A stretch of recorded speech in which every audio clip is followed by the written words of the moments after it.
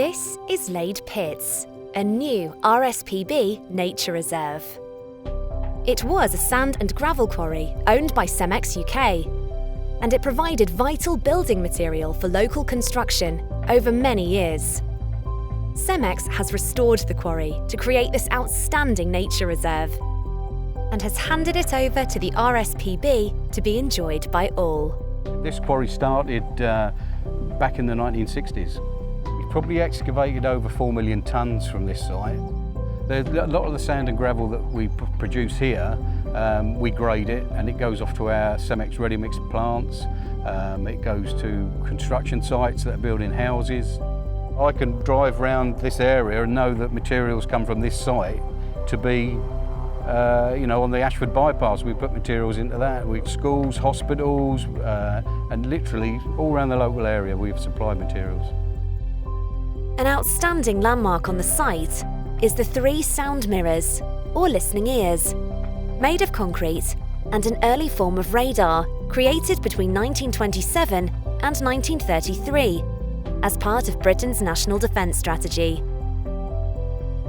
They were superseded when radar was invented in 1935 and are now a scheduled ancient monument. We've finished this, we've restored it, we've made it safe. As you can see, it's nicely vegetated now, and it has been handed back to the RSPB, which is now a nature reserve. But it is for people to walk round, it's for people to come and enjoy what's here. There must be more wildlife here now than what it was before, when it was just a pure stone beach, because that's literally what it was here. Dungeness, as I say, is one of the most biodiverse places in the country, so there really is something that anyone can identify with. So whether it's the orchids that will grow along the path on the old conveyor belt that CEMEX used, or if it's some of the ducks that you'll see out on the lake. So we know that we've got important numbers of certain types of duck that everyone should be able to identify with. We've got, it holds breeding populations of cuckoo, which is one of the most kind of popular summertime birds that most people can kind of identify. This site's got many national and European designations for the wildlife that are here.